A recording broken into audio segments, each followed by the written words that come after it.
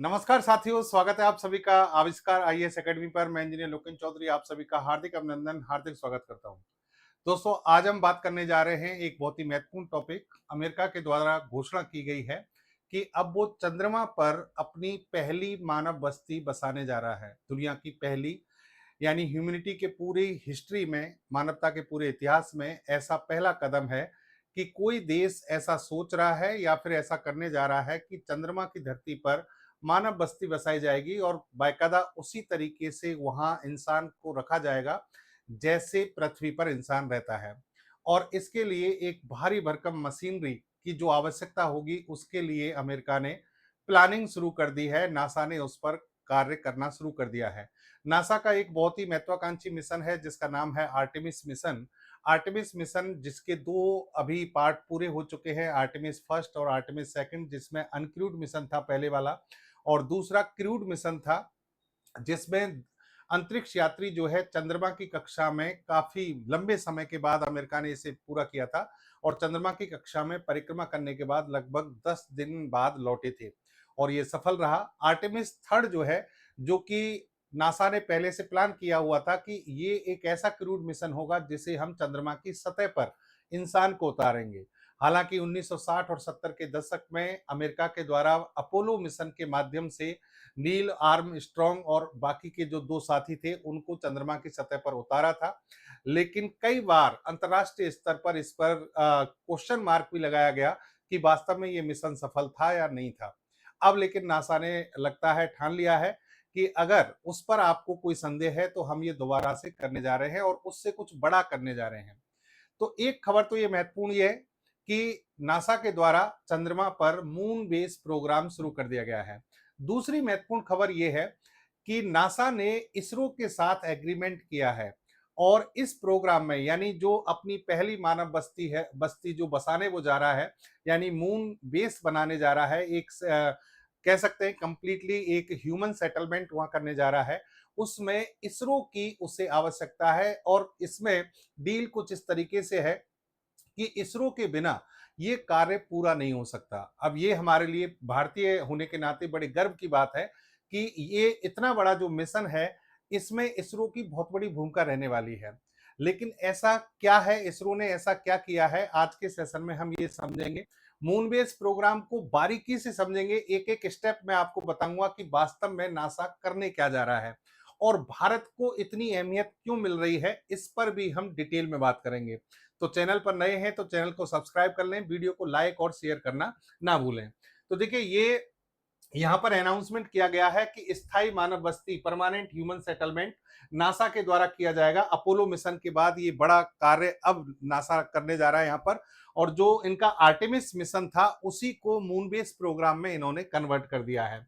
अब देखिए, यहाँ ये खबरें इस तरीके से हैं कि what is NASA's moon base program and why it want India to be part of it.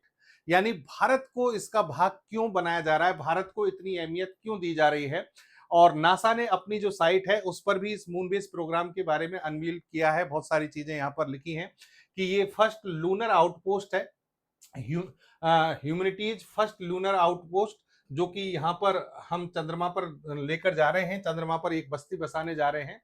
और इसकी जो लोकेशन है वो बड़ी इंपॉर्टेंट है, क्योंकि ये जो बस्ती बसाई जाएगी ये चंद्रमा के साउथ पोल पर होगी। अब थोड़ा सा आपके दिमाग में हो सकता है क्लिक कर रहा हो कि इसरो की अहमियत कहाँ है। यहीं से इसरो की अहमियत शुरू हो जाती है। साउथ पोल यानी चंद्रमा का जो दक्षिणी ध्रुव है, वहां पर भारत एक इकलौता देश है। भारत की अंतरिक्ष एजेंसी इसरो एक ऐसी इकलौती एजेंसी है जिसने सॉफ्ट लैंडिंग कराई है, यानी वहां पर अपने जो रोवर हैं उनको भेजा है। तो इस पर हम डिटेल में बात करने जा रहे हैं। चलिए, देखिए, यहाँ ये जो प्रोजेक्ट होगा, मून बेस प्रोग्राम जो यहाँ पर चलेगा, उसके लिए इन्होंने जो प्रोग्राम मैनेजर बनाए हैं वो है कार्लोस गार्सिया, ये व्यक्ति हैं। और दूसरे इसकी जो प्रोग्राम डिप्टी मैनेजर जो बनाए हैं वो हैं जिम जेफरी। इनके निर्देशन में ये पूरा प्रोग्राम चलेगा। लेकिन सवाल जो है वहीं की वहीं है। पहली बात तो मून बेस प्रोग्राम है क्या, ये कैसे कार्य करेगा, दूसरा इंडिया की अहमियत क्या है। तो सबसे पहले मैं आपको सवाल का जवाब देता हूं, किसका, कि इंडिया की इसमें अहमियत क्या है, इसको समझिए, फिर हम मून बेस प्रोग्राम को डिटेल में समझेंगे। देखिए इतना हमें पता लग गया कि नासा के द्वारा चंद्रमा की सतह पर, वो भी कौन से, दक्षिणी ध्रुव पर बस्ती बसाने का कार्य शुरू कर दिया गया है, यानी उस पर इन्होंने पहल की है। अब इसमें इंडिया की अहमियत क्या है वो समझिए आप, जो न्यूज एजेंसीज में जो सुर्खियों में है। सबसे पहले तो ये समझिए कि भारत की जो अंतरिक्ष एजेंसी है इसरो जो है, 2008 से पहले भारत ने जो भी सैटेलाइट भेजे थे वो पृथ्वी और पृथ्वी के चारों ओर चक्कर लगाने वाले ऑर्बिटर मिशन भेजे थे, यानी जितने भी सैटेलाइट थे वो पृथ्वी का अध्ययन करने के लिए थे या फिर भारतीय लोगों के लिए सुविधा के लिए फैसिलिटी जनरेट करने के लिए थे। 2008 में पहली बार भारत ने अपना पहला इंटरप्लानेटरी मिशन भेजा जिसका नाम रखा चंद्रयान फर्स्ट। चंद्रयान फर्स्ट को भेजने के लिए जो भारी भरकम रॉकेट होते हैं, शक्तिशाली रॉकेट जिसका नाम होता है हमारा जीएसएलवी, वो तब तक हमारे पास में एक अच्छे ऑपरेशनल मोड में नहीं था, यानी वो डेवलप पूरी तरह से नहीं हुआ था। तो भारत ने रिस्क उठाते हुए भारत का जो पीएसएलवी है जिसकी क्षमताएं कम हैं, लेकिन अपनी तकनीक में महारत हासिल करते हुए पीएसएलवी के माध्यम से ही हमने चंद्रयान फर्स्ट को सफलतापूर्वक भेजा था। और पीएसएलवी का जो रॉकेट था वो कौन सा था, पीएसएलवी C11। चंद्रयान फर्स्ट 2 साल के लिए लगभग यानी इसको भेजा गया था। चंद्रयान फर्स्ट को कार्य करना था, लेकिन ये अपना पूरा कार्यकाल नहीं कर पाया था। लेकिन 90% के आसपास इसको जो वर्क दिए थे उनको ये पहले ही पूरा कर चुका था। चंद्रयान फर्स्ट की जो यहाँ पर उपलब्धि है वो आप ये देख सकते हैं।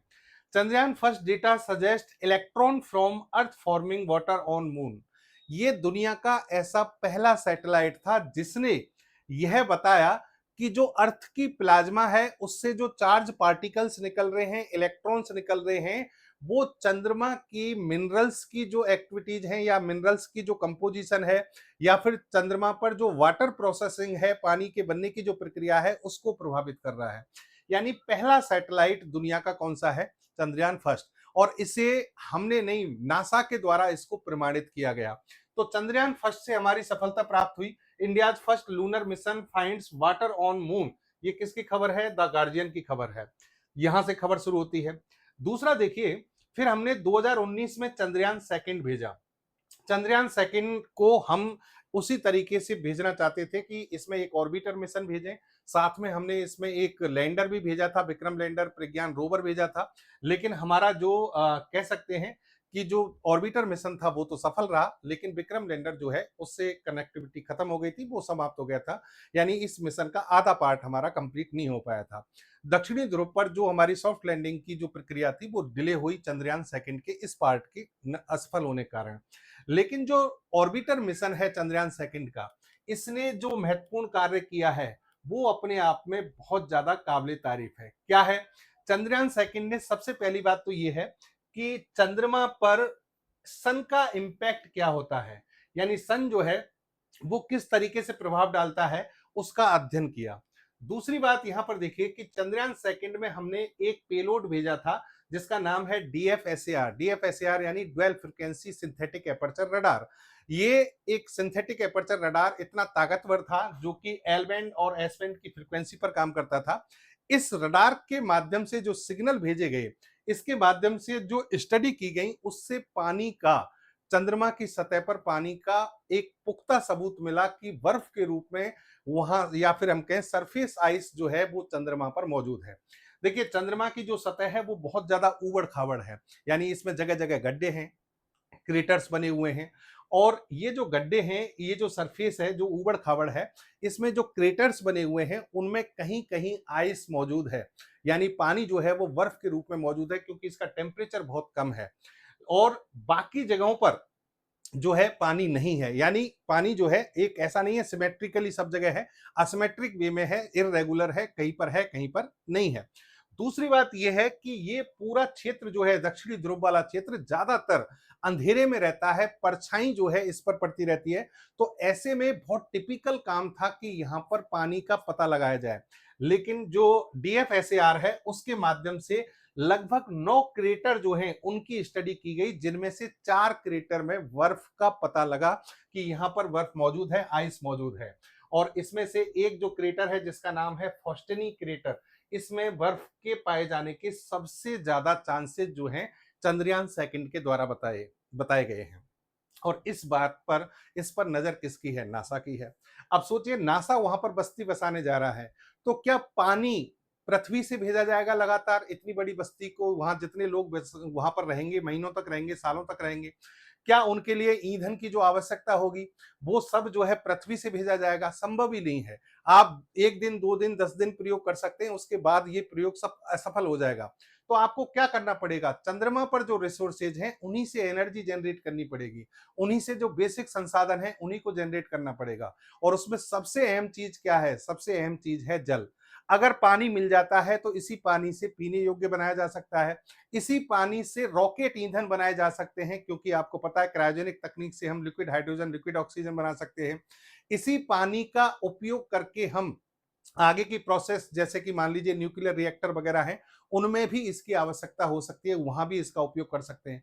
तो कहने का मतलब सबसे जो महत्वपूर्ण चीज है वो है जल। और वो कहां पर है? यहाँ पर क्रेटर्स में मौजूद है। कहां पर, किन क्रेटर्स में मौजूद है, ये अपने आप में बहुत इंपॉर्टेंट है। यानी आप ये कह सकते हैं कि नासा जो करने जा रहा है उसका सोर्स कोड एक तरीके से पहले से नासा इसरो के पास में है। यानी इसरो जो है उसकी पहले से ही सारी कुंजियां जो है पढ़ चुका है। तो इसलिए यहां पर ये डील हुई है कि आपको हमें क्या करना पड़ेगा? सपोर्ट करना पड़ेगा। चंद्रयान थर्ड जो है उसकी हम बात करें तो वहां पर हमने साउथ पोल पर, चंद्रमा का जो साउथ पोल है उस पर सॉफ्ट लैंडिंग कराने का विश्व रिकॉर्ड बनाया। दुनिया का पहला और एकमात्र देश भारत ही है जो साउथ पोल पर सॉफ्ट लैंडिंग करा चुका है। और यहीं पर ये बस्ती बसाने की बात कर रहे हैं। इनमें मैं कह सकता हूं कि नासा को इतना साहस, या नासा ने इतनी जो अभी जो हिम्मत दिखा रहा है नासा, या इतनी कोशिश कर रहा है कि साउथ पोल पर हम बस्ती बसाएंगे, वो इसी कारण है क्योंकि भारत के जो तीनों मिशन है, Chandrayaan first, Chandrayaan second, Chandrayaan third, तीनों ने ये साबित किया है कि वहां पानी मौजूद है। और इसीलिए आज नासा जो है इसरो को साथ लेकर चल रहा है।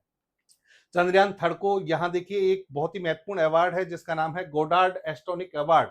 ये अमेरिका की तरफ से दिया जाता है, ये भी चंद्रयान थर्ड को दिया गया था। अब देखिए, यहां एक चीज, एक एक पॉइंट करके बात करें हम कि नासा को इसरो की अहमियत कहां पर कैसे पता लगी। सबसे पहली बात कि आपने साउथ पोल पर क्या की? सटीक और सॉफ्ट लैंडिंग की, और दुनिया में आप पहले देश बने। दूसरी बात देखिए, चंद्रयान थर्ड जो है, चंद्रयान थर्ड, इसके द्वारा जो हमने इसमें जो पेलोड भेजे गए थे, इसमें एक प्रज्ञान रोवर भेजा गया था। इस प्रज्ञान रोवर ने यहां पर बहुत सारे सैंपल कलेक्ट किए, और इसमें पहली बार यह पता लगा कि चंद्रमा की सतह पर सल्फर, एल्युमिनियम, कैल्शियम, आयरन जैसे ऑक्सीजन, ये जो तत्व हैं इनकी भरमार है, यानी ये तत्व मौजूद हैं। दूसरा देखिए, यहाँ के जो टेम्परेचर है उसका डेटा, हमारा एक पेलोड है जिसका नाम है चेस्ट, CHAST, ये हमने चंद्रयान थर्ड में भेजा था। तो इसके द्वारा भी टेम्परेचर का पता लगाया गया। और टेम्परेचर जो है, ऐसा नहीं कि सतह का टेम्परेचर, लगभग 10 सेंटीमीटर अंदर तक गहराई में टेम्परेचर किस तरीके से वेरिएट होता है, वो भी यहां पर चंद्रयान थर्ड के द्वारा डेटा दिए गए हैं। आर्टेमिस एकॉर्ड जो है वो भारत यानी इसरो और नासा के बीच में हो चुका है। ये क्या है? ये है कि जब जून 2023 में जब ये प्लानिंग नासा कर रहा था तो उसमें भारत के साथ में और कई देश औरों के साथ और कई देशों के साथ भी ये एग्रीमेंट किया गया है, जिसे हम कहते हैं Artemis accord. Artemis Artemis accord के अकॉर्डिंग ये है कि भाई आप चंद्रमा पर जो एक्सप्लोरेशन करोगे, अन्वेषण करोगे, जो वहां पर जो चीजें प्राप्त होंगी, जो संसाधन प्राप्त होंगे, उन संसाधनों का शांतिपूर्ण और पारदर्शी तरीके से इस्तेमाल किया जाएगा, तभी हम इसमें सपोर्ट करेंगे। यानी इसरो और बाकी के देश जो है नासा का सपोर्ट इसके तहत कर रहे हैं। अब देखो, एक और चीज है कि मानव बस्ती बसा रहे हो, वहां पर इंसानों को बार बार आप भेजोगे, तो इसके लिए वहां स्टडी की जाएगी। तो इसके लिए बहुत सारे, जैसे कि छोटे सेंसर्स हैं, रोवर्स हैं, पेलोड्स हैं, इनकी बात करें, या फिर भारत एक अपना रॉकेट बना रहा है NGLV, उसकी भी आवश्यकता पड़ सकती है। तो इन सब चीजों की अगर आवश्यकता पड़ेगी तो भारत की अंतरिक्ष एजेंसी इसरो नासा के लिए एक बहुत बड़ा अच्छा विकल्प इसलिए है क्योंकि किफायती और कुशल इंजीनियरिंग के लिए इसरो की पहचान वैश्विक स्तर पर है। यानी कम से कम कीमत में इफिशियंट इंजीनियरिंग के जो प्रोडक्ट हैं वो हम यहाँ पर उपलब्ध कराते हैं। ये सारी चीजें। फिर एक और महत्वपूर्ण बात यह है, international lunar research station ILRS, ये रूस और चीन दोनों मिलकर बना रहे हैं। यानी चंद्रमा पर एक स्टेशन अंतरिक्ष स्टेशन जिस तरीके से हमारा ISS काम करता है, इंटरनेशनल स्पेस स्टेशन, वैसे ही वो भी यहाँ पर बना रहे हैं और एक खुद का मून बेस भी वहां पर तैयार करने की प्लानिंग कर रहे हैं। तो अमेरिका को यहाँ पर ऐसा लगता है कि कहीं ना कहीं जो अंतरिक्ष एजेंसी हैं उनमें इसरो जो है उसके साथ में अगर है तो ये जो है काउंटर बैलेंस किया जा सकता है, भू राजनीतिक और रणनीतिक संतुलन पैदा किया जा सकता है। और फिर निसार जो मिशन है आप इसको भूले नहीं होंगे, NASA ISRO synthetic aperture radar, ये दुनिया के सबसे महंगे अंतरिक्ष मिशनों में से एक है और इस जो कि अर्थ ऑब्जर्वेशन सैटेलाइट इसके माध्यम से भेजा गया था और ये नासा और इसरो ने एक साथ मिलकर पहले ही अपनी जो एक जुगलबंदी है उसको साबित किया था कि हम साथ मिलकर काम कर सकते हैं। अब आ जाइए आप मिशन जो है आर्टेमिस उसकी बात करते हैं, यानी आपको भारत की अहमियत तो समझ में आ गई। अब होगा क्या, मून बेस जो प्रोजेक्ट है वो कैसे काम करेगा, चलेगा क्या, उस पर बात करते हैं। देखिए आर्टेमिस मिशन पर अगर आप नजर डालें 1960-70 में आप लोगों को पता होगा कि अपोलो मिशन चले थे इस दशक में, और अपोलो मिशन जो है वही ऐसा मिशन है जिसने नासा को वैश्विक स्तर पर बहुत बड़ी पहचान दिलाई थी। नहीं तो उस समय सोवियत संघ रूस जो है अंतरिक्ष के क्षेत्र में नासा से आगे निकल चुका था। लगभग 10 साल तक मान के चलिए सोवियत संघ रूस ने हर कार्य पहले किया, लेकिन अपोलो मिशन के द्वारा जब मानव को पहुंचाया गया चंद्रमा पर तो वहां कहीं ना कहीं रसिया जो है बैकफुट पर आ गया। अब यहां पर उसके बाद इतने सालों बाद वापस से नासा ने शुरुआत की है। पहला मिशन आर्टेमिस फर्स्ट जो कि भेजा गया 2022 में, ये अनक्रूड मिशन था, ये सफल रहा। फिर आर्टेमिस सेकंड जो है 1 अप्रैल 2026 यानी इसी साल को भेजा गया, ये क्रूड मिशन था और इसमें जो अंतरिक्ष यात्री भेजे गए वो लगभग 10 दिन तक चक्कर लगाते रहे चंद्रमा का और फिर वापस पृथ्वी पर लौट आए। तो यहां देखिए मिशन की शुरुआत हो चुकी है। अब आर्टेमिस थर्ड को भेजा जाना था 2027 में, जो कि भेजा जाएगा और ये क्रूड मिशन होगा और इसका उद्देश्य जो है वो मानव को चंद्रमा की सतह पर उतारना है। लेकिन उसी बीच में घोषणा किसकी हो जाती है, यहां पर मून बेस प्रोग्राम। अब मून बेस प्रोग्राम के भी नासा के द्वारा जो यहां पर रिवील किया गया है कि यहां पर जो बताया गया है कि भाई इसको 3 चरणों में हम विकसित करेंगे। 3 चरण कौन कौन से? पहला चरण होगा 2026 से 2029 चलेगा। तो देखो आप डायरेक्ट तो इंसान को ले नहीं जाओगे, पहले इंसान के लिए जो बेसिक इंफ्रास्ट्रक्चर की आवश्यकता होती है, जो चीजें उसको जीवित रख सकती हैं, लंबे समय तक वहां रहने के लिए कार्य कर सकती हैं, उन सबको डेवलप करना पड़ेगा। तो सबसे पहले आपको क्या करना है, संसाधनों की सटीक खोज करनी है। अब संसाधनों में सबसे पहले क्या आएगा, जल। यानी सबसे पहले तो आप वहां पर क्या करो, जल को खोजो, और जल को जब खोजेंगे तो वहां पर किसकी सहायता ली जाएगी, इसरो की सहायता ली जाएगी। यहाँ पर बहुत सारे रोबोट भेजे जाएंगे जो इस सतह पर अध्ययन करेंगे और फिर जब जल का पता लग जाएगा तो इस जल का उपयोग जो है बिजली बनाने में, ईंधन बनाने में, उन सब प्रोग्रामों में किया जाएगा। फिर यहाँ पर आर्टेमिस थर्ड जो है उसी बीच 2026-27 में चला जाएगा, यानी दक्षिणी ध्रुव जो है उस पर नासा जो है सालों बाद इंसान को यहां पर पहुंचा देगा और ये इंसान कुछ समय के लिए जाएंगे, इनको इस तरीके से सपोर्ट किया जाएगा कि वापस ये जल्दी पृथ्वी पर आ जाएं। यहां आपको क्या करना है, फिर एक सबसे बड़ी चीज कि सोलर पैनल्स का एक पूरा यहां पर इंफ्रास्ट्रक्चर बनाया जाएगा ताकि एक पावर ग्रिड बनाई जा सके, क्योंकि एनर्जी जो है वो प्राइमरी रिक्वायरमेंट में है, यानी एनर्जी की आवश्यकता होगी। सेकंड फेज में आप क्या करेंगे, यहां पर इस तरीके के रोबोटिक जो स्ट्रक्चर वाले जो व्हीकल्स हैं, जिनको आप लूनर टेरेन व्हीकल कह रहे हैं, जो उबड़ खाबड़ जगहों पर चल सकते हैं और जिन पर अंतरिक्ष यात्री घूम सकते हैं, उनको यहां पर भेजा जाएगा। ये सारी चीजें जो है पृथ्वी से भेजी जाएंगी। फिर देखिए यहां पर जो अर्ली हैबिटेट्स हैं वो बनाए जाएंगे, यानी इस तरीके के जो है आवासीय क्षेत्र बनाए जाएंगे जिनमें पूरा लाइफ सपोर्ट सिस्टम लगाया जाएगा ताकि इंसान जो है महीनों तक इसमें रह सके।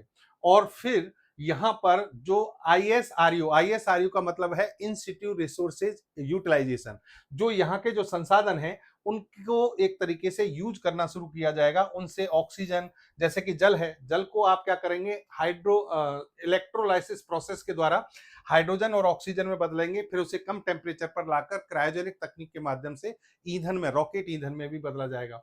तो इस तरीके से चरण सेकंड काम करेगा। चरण थर्ड जो है वो आपका होगा कौन सा, क्रूड मिशन वाला। यानी फिर यहां पर जब सारी व्यवस्थाएं हो जाएंगी तब इंसान को भेजा जाएगा। और उससे पहले यहाँ पर ये इस तरीके के आवास जो घर हैं, एक फंडामेंट या कह सकते हैं फाउंडेशनल जो हैबिटेट है वो बनाए जाएंगे। लगभग 1.5 लाख किलोग्राम का ये स्थायी आवास होगा, जिसमें हर सुविधाएं अंतरिक्ष यात्रियों को दी जाएंगी। और यहाँ पर पानी, हवा, हर चीज, एनर्जी जो है यानी बिजली जो है, सब कुछ व्यवस्थाएं इसमें होंगी। फिर इसमें देखिए प्रेशराइज्ड रोवर होंगे इस तरीके के। ये रोवर इस तरीके के होंगे कि इसमें जो हम अंतरिक्ष यात्री हैं वो आसानी से बैठकर घूम सकते हैं, स्पेस सूट वगैरह पहनकर इसमें आसानी से चल सकते हैं, जा सकते हैं। और यहाँ पर लंबी अवधि के जो मिशन हैं, फिर दो से 6 महीने तक का जो प्रोसेस है रहने का, जैसा कि स्पेस स्टेशन में होता है वैसे ही यहाँ पर इंसान को भेजा जाएगा। न्यूक्लियर प्लांट्स जो है, न्यूक्लियर जो प्लांट हैं वो बिजली के लिए वो डेवलप किए जाएंगे। ये सारे जो है चरण थर्ड में इन्होंने रखे हैं। अब देखो यहाँ जो प्रमुख उद्देश्य है वो क्या है, एक तो ISRU यानी जो वहां के संसाधन है उनका उपयोग करना, H2O जो है उसका इलेक्ट्रोलाइसिस के द्वारा हाइड्रोजन ऑक्सीजन बनाना। फिर एक और महत्वपूर्ण चीज है कि यहाँ पर एक जो ये बस्तियां बसाई जाएंगी, और यहाँ एक लूनर गेटवे बनाया जा रहा है जिस पर हम आगे बात करेंगे। ये लूनर गेटवे है, ये चक्कर लगाता रहेगा इंटरनेशनल, जैसे स्पेस स्टेशन पृथ्वी के चक्कर लगाता है वैसे ही ये चंद्रमा के चक्कर लगाएगा।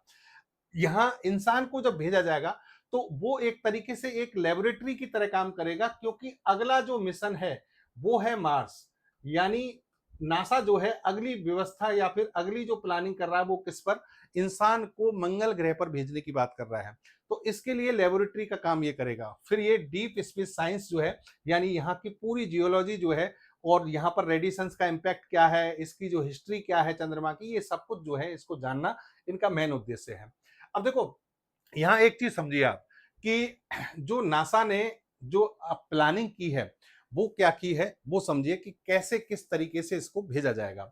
ये जो स्ट्रक्चर देख रहे हैं आपको, ये इंटरनेशनल स्पेस स्टेशन जैसी आपको दिख रही है, लेकिन वास्तव में ये क्या है, ये लूनर गेटवे है।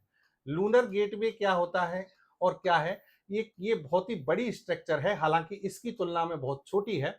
लेकिन ये जैसे कि पृथ्वी के चारों ओर ISS चक्कर लगाता है, वैसे ही लूनर गेटवे जो है वो चंद्रमा के चारों ओर चक्कर लगाएगा। और वहां की कौन सी ऑर्बिट में, जो वहां की लूनर ऑर्बिट, जैसे कि पृथ्वी की लो अर्थ ऑर्बिट है वैसे ही वहां की जो लूनर ऑर्बिट है उसमें जो है परिक्रमा करेगा।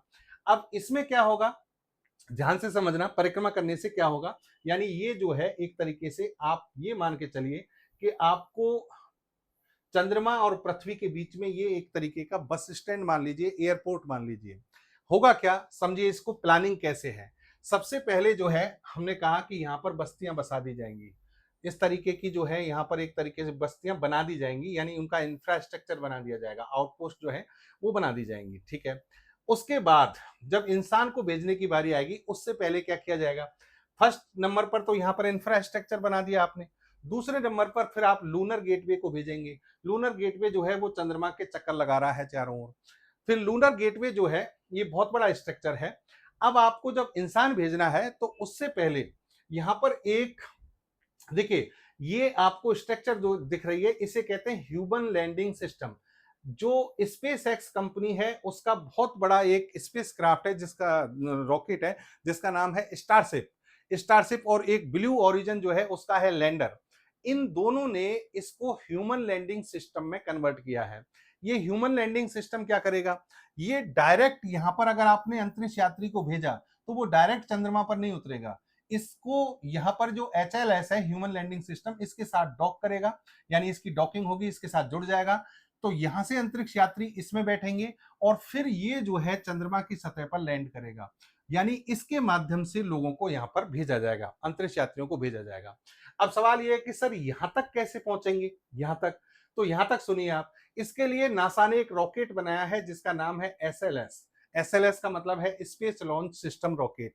ये SLS जो है इसके सबसे ऊपरी हिस्से में लगा होगा ओरियन स्पेस क्राफ्ट। ये ओरियन स्पेस क्राफ्ट बहुत ज्यादा एडवांस है, इसमें अंतरिक्ष यात्री जो है वो बैठे होंगे। यानी ये रॉकेट जो है उड़ान भरेगा, इस स्पेस क्राफ्ट को जो है चंद्रमा की ओर लेकर जाएगा, मून की ओर लेकर जाएगा। और जैसे ही यहां पर ये पहुंच जाएगा, इसके पास में लूनर गेटवे के पास पहुंचेगा, रॉकेट जो है इससे अलग हो जाएगा और ये स्पेस क्राफ्ट जो है इसके साथ डॉकिंग करेगा। इस हिस्से पर इसकी डॉकिंग होगी ओरियन स्पेस क्राफ्ट की, और इसमें से अंतरिक्ष यात्री निकलकर इस लूनर गेटवे में कुछ समय तक रहेंगे, अपना स्पेस सूट वगैरह पहनेंगे, थक गए हैं तो आराम करेंगे, जो भी अपनी प्रक्रिया है दैनिक गतिविधियां वो पूरी करेंगे और फिर इसमें से निकलकर किस में जाएंगे, एचएलएस में। एचएलएस लैंड करेगा पृथ्वी से चंद्रमा की सतह पर और फिर इन बस्तियों में इनको भेज दिया जाएगा। अब वापस लाना होगा तो क्या होगा, वापस लाना होगा तो सेम यही एचएलएस जो है वापस किस में भेजेगा, लूनर गेटवे में। यहां से किस में आएगा, स्पेस क्राफ्ट में, इसकी डॉकिंग होगी और स्पेस क्राफ्ट जो है ये इस रॉकेट के माध्यम से वापस यहां पर आ जाएगा। तो इस तरीके से जो है इसको यहां इंसान का आवागमन किया जाएगा। ये इसका एक पूरा प्लानिंग है। और देखिए कई बार क्या होगा कि इनको कोई प्रॉब्लम भी हो सकती है, जैसे मान लीजिए ये पूरी तरह से सरवाइव नहीं कर पा रहे, रेडिएशन का इम्पैक्ट हो गया या तबीयत खराब हो गई, कुछ भी हो गया, तो उस समय ये लूनर गेटवे जो है इनके लिए हमेशा मौजूद रहेगा, क्योंकि यहां से एचएलएस जो है वो तुरंत कहां पहुंचा देगा, यहाँ, और यहां से इनको वापस पृथ्वी पर भेज दिया जाएगा। फिर आपको रसद सामग्री भेजनी है, सप्लाई चेन के रूप में भी ये गेटवे ही काम करेगा, लूनर गेटवे। ये ईंधन डिपो के रूप में काम करेगा। ईंधन डिपो के रूप में कैसे, समझिए, यहां पर आपने जब जल का पता लगा लिया, चंद्रमा पर आपने जल का पता लगा लिया, अब आप यहां पर हाइड्रोजन ऑक्सीजन जो है खूब मात्रा में बना रहे हैं, आप रॉकेट का ईंधन बना रहे हैं। अब आपको मंगल ग्रह पर कोई रॉकेट भेजना है, वो मान लीजिए पृथ्वी पर वापस नहीं आएगा, उसे ईंधन की आवश्यकता है। ईंधन की आवश्यकता है तो आप क्या करेंगे, नासा क्या करेगा कि भाई लूनर गेटवे से होते हुए निकल जाना और वहां से ईंधन जो है भरवा लेना। तो इस तरीके से ये है आपका एक ईंधन डिपो की तरह काम करने वाला है। ये प्लानिंग जो है नासा की यहाँ पर है। अब देखो एक और महत्वपूर्ण बात ये है कि नासा ने ये कहा है कि हम जो ये लूनर गेटवे यहाँ पर स्थापित कर रहे हैं उसको हम नियर रेक्टिलिनियर हेलो ऑर्बिट में स्थापित करेंगे। अब ये क्या चीज है समझना, ये चीज ऐसे है कि जैसे ये चंद्रमा है, चंद्रमा, और ये मान लीजिए नॉर्थ पोल है और ये मान लीजिए साउथ पोल है।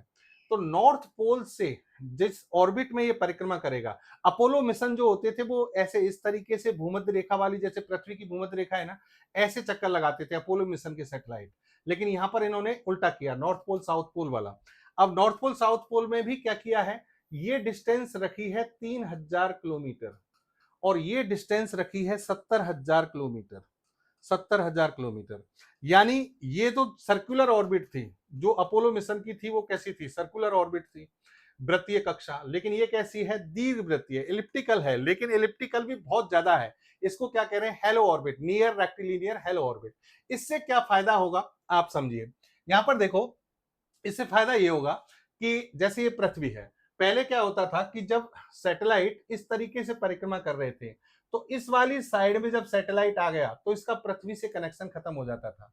लेकिन यहाँ चंद्रमा जो है उसके साथ में इस ऑर्बिट को ऐसे डिजाइन किया गया है कि ये इस तरीके से झुकी हुई है, तो इस पर जब ये सैटेलाइट परिक्रमा करेगा तो किसी भी हिस्से में हो ये हमेशा पृथ्वी के संपर्क में रहेगा, एक बात। दूसरी बात यह है कि दक्षिणी ध्रुव जो है उस पर फोकस हमेशा रहेगा। कैसे रहेगा लूनर गेटवे का, वो समझिए, वो ऐसे है कि इसका जो स्ट्रक्चर है यहां समझना, इस तरीके से ये नॉर्थ पोल वाला हो गया हिस्सा और ये साउथ पोल वाला हो गया हिस्सा। अब ये जो लूनर गेटवे है इस चंद्रमा की परिक्रमा करेगा 7 दिन में, 7 दिन में एक परिक्रमा करेगा। लेकिन आप सोचिए कि इसका मैक्सिमम हिस्सा जो है वो कहां पर है, इस वाले हिस्से में जो 70,000 किलोमीटर का इधर वाला हिस्सा है। तो लगभग 7 दिन में से 6 दिन जो है ये यहां पर रहने वाला है, इस हिस्से में रहने वाला है। जब इस हिस्से में रहेगा, इस हिस्से में रहेगा तो यहां दक्षिणी ध्रुव पर हमेशा ही क्या रहेगा, इसका फोकस रहेगा। एक बात और महत्वपूर्ण बात यह है समझिए कि सूर्य की जो लाइट है, सनलाइट, इसकी आवश्यकता है क्योंकि यहां पर सोलर सोलर पैनल का पूरा ग्रिड बनाया जाएगा पावर प्लांट बनाने के लिए, पावर ग्रिड बनाने के लिए। अब सोलर पैनल कैसे काम करेंगे, सूर्य की अध्ययन, सूर्य की जो रोशनी है उसमें काम करेंगे, तो सूर्य की रोशनी मिलनी भी तो चाहिए।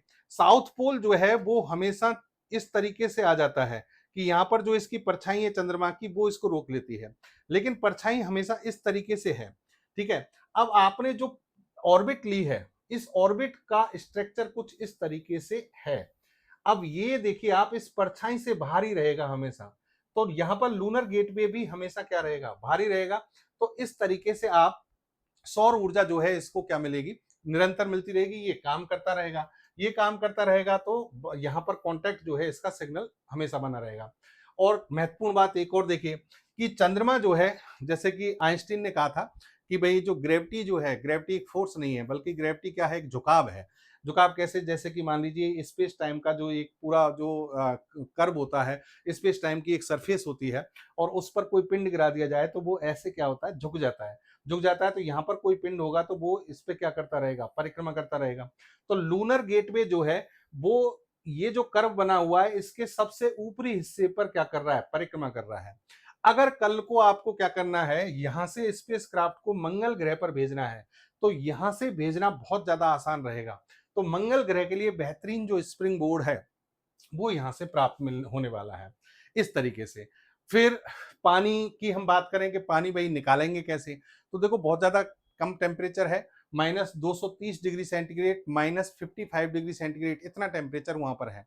तो सबसे पहली बात तो यह है कि इसका थर्मल माइनिंग की जाएगी, यानी ये जो यहाँ पर आइस के जो यहाँ जो चीजें मिलेंगी वो डायरेक्ट नहीं मिलेंगी, वो किसके रूप में मिलती हैं, रेगोलिथ। रेगोलिथ का मतलब चंद्रमा की जो मिट्टी है और चट्टाने हैं उनके चूरे में जो है, उनका चूरा जो है उसमें ये बर्फ के टुकड़े हैं।